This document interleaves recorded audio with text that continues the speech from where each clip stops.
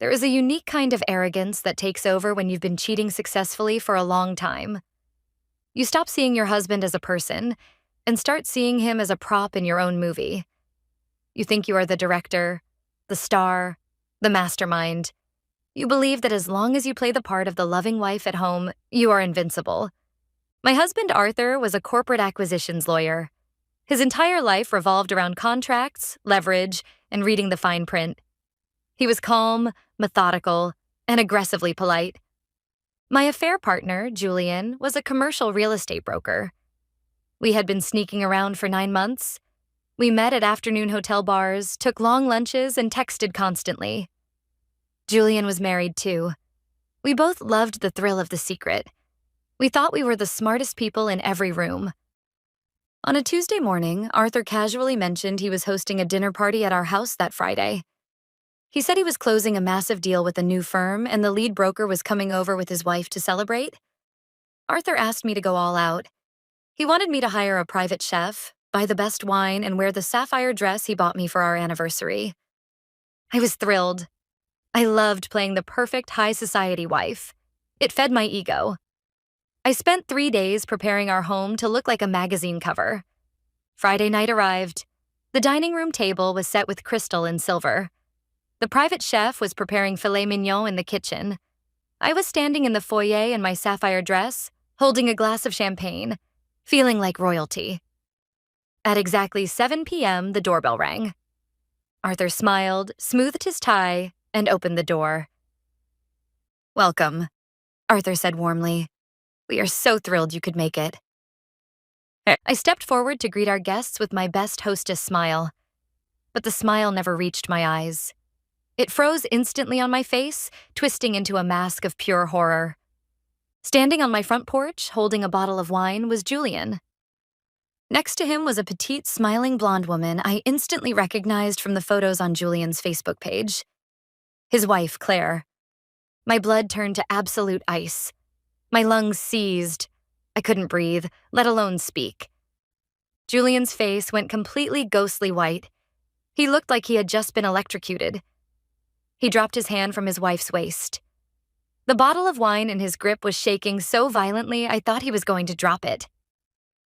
"Julian, Claire," Arthur said, his voice entirely too cheerful. "Please come in. Have you met my wife, Chloe?" Claire stepped inside, beaming. "No, we haven't," she said, reaching out to shake my hand. "Julian told me he was doing a deal with your husband, but he never mentioned how beautiful his wife was." I took her hand. It felt like grabbing a live wire. I managed a weak, pathetic nod. I looked at Julian. He was staring at the floor, sweating profusely, looking desperately at the open door behind him. "Let's sit," Arthur said, guiding us to the formal dining room. This was the trap. Arthur hadn't confronted me in private where I could cry or make excuses. He had trapped me at a formal dinner table in my own home with a private chef in the next room and my lover's innocent wife sitting right across from me. I was a hostage to my own secret. The first 20 minutes of dinner were sheer psychological torture. Arthur was the perfect host. He poured wine. He asked Claire about her job. Every time Arthur smiled at me, my stomach violently cramped. Then Arthur picked up his wine glass and tapped it with a silver fork. "I'd like to make a toast," Arthur said, the room falling dead silent. "To Julian. When I first looked into Julian's portfolio, I was amazed by his time management. I mean, the man works full-time, maintains a marriage, and still finds time to spend 3 afternoons a week at the Marriott Hotel downtown." Claire laughed politely, sipping her wine. "Oh, Julian doesn't go to the Marriott. His office is on the other side of town." "Is it?" Arthur asked, tilting his head, looking directly at Julian. "Are you sure, Claire? Because I have a very detailed timeline of his visits there." The temperature in the room plummeted. The polite facade evaporated in a single second. Claire's smile vanished as she looked at her husband. Julian was paralyzed. He was literally gripping the edge of the mahogany table, completely speechless. "Arthur, please," I whispered. My voice was shaking so badly I sounded like a child. Don't Don't what, Chloe? Arthur asked, turning his dead, clinical eyes to me. Don't discuss business?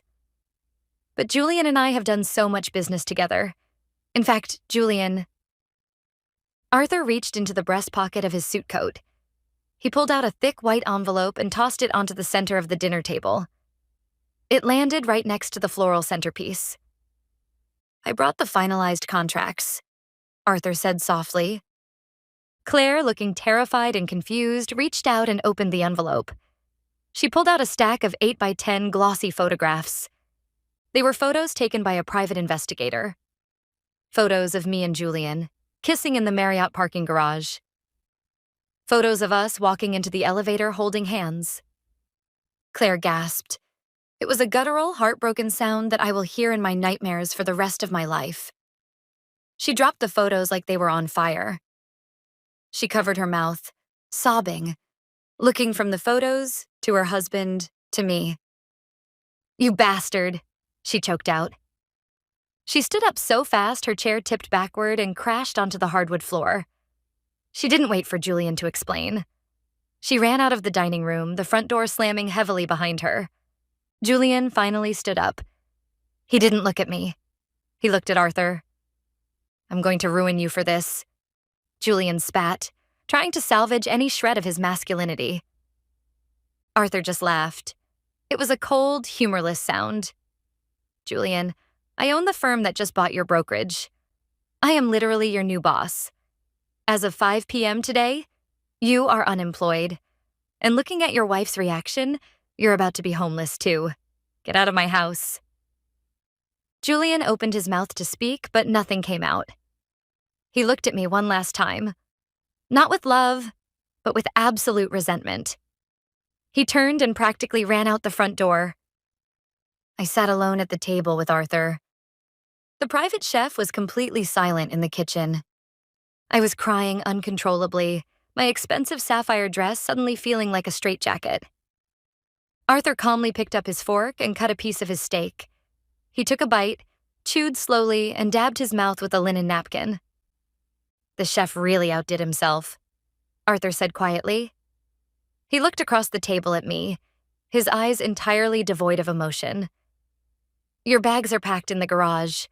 The chef made enough for 2 so you can take a to-go box with you, but you need to be off my property in 10 minutes. I didn't argue. I didn't beg. He had completely decimated my life in under an hour, without ever raising his voice.